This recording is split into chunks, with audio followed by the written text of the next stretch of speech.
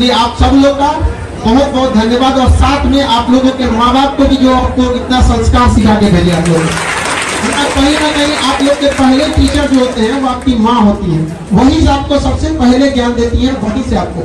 और याद रखिएगा आप यहाँ आए हैं तो आपकी माँ आपका रास्ता देख रही है कि आपके बच्चे, उनके बेटी, उनका बेटा सफल होके आएगा। यहाँ से अगर आप असफल होके जाओगे तो आप अपनी माँ की नजरों में गिर जाएंगे। माँ ऐसी चीज होती है जो 2 रोटी कम भी खाती है लेकिन बच्चों को पढ़ाती है। हमको याद है आज भी कि जब हम ग्रेजुएशन में पढ़ रहे थे तो मेरी मम्मी को ऑपरेशन कराना था पथरी का, और वो डॉक्टर बोला था बहुत बड़ा सा पथरी था। अब हमको एग्जैक्ट नहीं याद आ रहा है लेकिन बहुत ज्यादा। मम्मी कही ना कि पहले ऑपरेशन बाद में होते रहेगा, पहले तुम पढ़ाई कर लो, और हमको मतलब अपने ऑपरेशन का पैसा रख के पढ़ने के लिए दी थी यहाँ पर। तो हम बहुत टेंशन में थे। क्लास 9th में एक समय ऐसा आया था ना कि मतलब डिप्रेशन, एक 9th के लड़का को डिप्रेशन पता भी नहीं रहता, बट मेरे दादाजी जो थे वो टीचर थे, इतना ज्यादा हम डिप्रेशन में चले गए थे ना तो दादाजी से पूछे, तो दादाजी हमको गोद में बैठा तो कहे कि देखो एग्जाम में सक्सेस हो ना हो ये मायने नहीं रखता है, लाइफ में सक्सेस होना चाहिए। यहाँ पर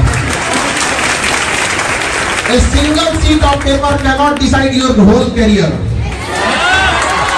पढ़ाई का देखिए, शिक्षा का अर्थ होता है सर्वांगीण विकास। आप दिल से पढ़ाई करिए, हम वादा करते हैं आप छीन लीजिएगा जो आपका अधिकार बनता है।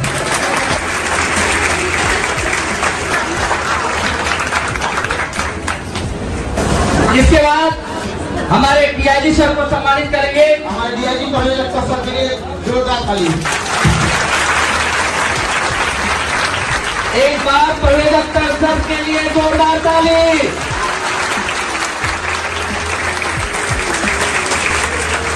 और हमारे दूरदर्शन के कवि जी, जिनका आप नाम सुनते होंगे आपके सामने, सर बहुत बड़े मोटिवेशन हम सब के लिए।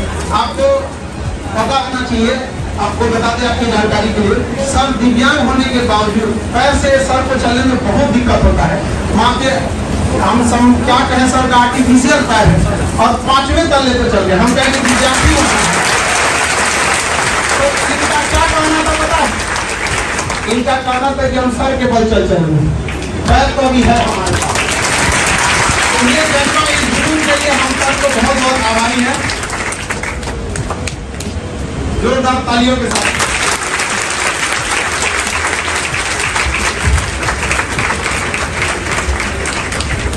अब हम राजकुमार सर का स्वागत करेंगे। डायरेक्टर सर है दूरदर्शन के। आज के समय में भी जो अपनी गरिमा बना के रखा है जो चैनल, उसका हम बहुत बहुत आभारी हैं कि इस दौर में भी इन्होंने अपनी गरिमा को बना के रखा है। वरना इस टीआरपी के दौर में लोग क्या कहना कर दिए हैं जिसका कोई हद नहीं। आप पढ़े लिखे लोग हैं, टीवी तो देखते होंगे यहाँ पर। तो बहुत बहुत आपका धन्यवाद, आप यहाँ आए।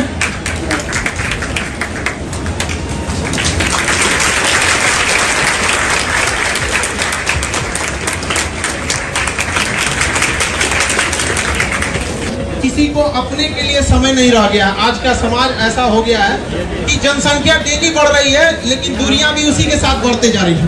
एक वक्त था जब कई पड़ोसी साथ रहते थे और आज एक ही घर में कई पड़ोसी हो गए हैं। इस भाग दौड़ की दुनिया में भी सर ने इतना समय निकाला और इस 5वें तल्ले पे चढ़ने के लिए हम सब लोगों का बहुत तहे दिल से धन्यवाद देते हैं। आप लोगों के लिए ध्यान रखिए और हम अब एक एक करके सर आप लोगों को अपने अनुभवों के आधार पर आप लोगों को किस तरह से सफल होना है और आपको बातों को बताएंगे। गर्मी बढ़ रही है लेकिन जो आपके चेहरे की जो मुस्कान मैं देख रहा हूँ और हौसले की उड़ान की जो चाहत देख रहा हूँ, आकाश को छूने की जो चाहत देख रहा हूँ, उससे मेरा मन बहुत ही आनंदित होता है। मुझे लगता है कि सर लोगों ने बहुत कुछ बताया है समय के बारे में, बहुत चीजें।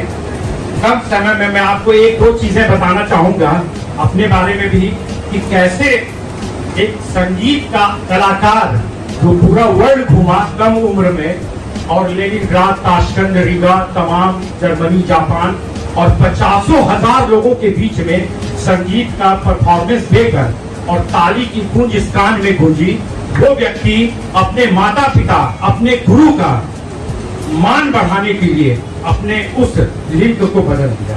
ये मैं बताऊंगा, लेकिन बच्चों आप लोगों से एक चीज मैं पूछना चाहूंगा कि आप लोग मेला में या भीड़ में जरूर गए होंगे, गए हैं ना?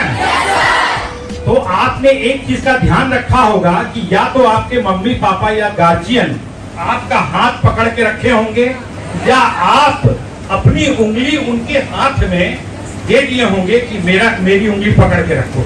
या तो माता पिता पकड़े होंगे या आप उनका हाथ को जोड़ते। इसका कारण क्या था?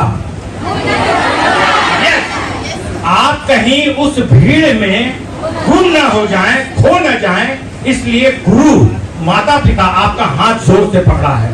इसलिए मैं खान साहब को मैं बहुत ही तहे दिल से इनका मैं शुक्रिया अदा करूंगा कि ये एक ऐसे माता पिता से भी बढ़ के गुरु हैं जो अपने बच्चों का हाथ जोर से पकड़े हुए हैं कि वो भीड़ में खो न जाए।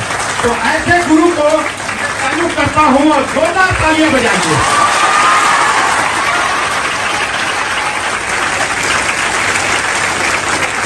बच्चों, मैं आज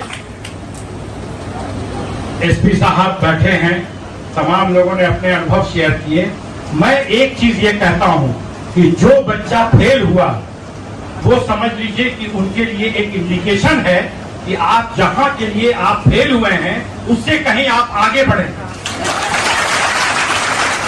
जीवन का जो असफलता है वही जीवन को सफल बनाने का जज्बा पैदा करता है। अगर आप असफल हुए तो आप अपने आप को खोजिए कि किस कारण से हम असफल हुए। क्या हमने अपने समय को सही ढंग से उसका सर्किल का निर्णय किया कि नहीं, पढ़ाई पर कंसंट्रेशन किया कि नहीं, सही चीजों को ध्यान से अपने गुरु की बातों को सुना कि नहीं। और जब उस चीज को आप खोज लेंगे तो मुझे लगता है कि अगर आप डीएसपी बनना चाहते हैं या एनडीए बनना चाहते हैं या कुछ भी, तो उससे भी आप आगे बढ़ेंगे। सही कहा कि आप अपने स्वास्थ्य का ध्यान रखें। बच्चे बेवजह बिना समय के खा लेते हैं, कभी भी सो जाते हैं, कभी भी उठ गए, बिना नहाए धोए कहीं भी जाके पढ़ने लगे, जब मन हुआ उठ गए। नहीं, समय रूटीन बनाइए। आप सवेरे उठते हैं, सवेरे से लेकर रात तक 24 घंटे का एक रूटीन बना हुआ होता है, और उस रूटीन को जो जीवन में फॉलो करेगा वो निश्चित ही बहुत आगे बढ़ेगा। इसमें कोई दो मत नहीं कि आईएएस, आईपीएस और यूपीएससी का ठप्पा हर व्यक्ति लगवाना चाहता है। इसमें कोई दो मत नहीं, मैं मानता हूं इसको, क्योंकि हर आदमी चाहता है उसके माता पिता किसी पद पर हो, वो चाहते हैं कि मेरा बच्चा यूपीएससी का अगर ठप्पा लग जाता, आईएएस, आईपीएस बन जाता, तो मेरा जीवन 7 पीढ़ी तर जाता।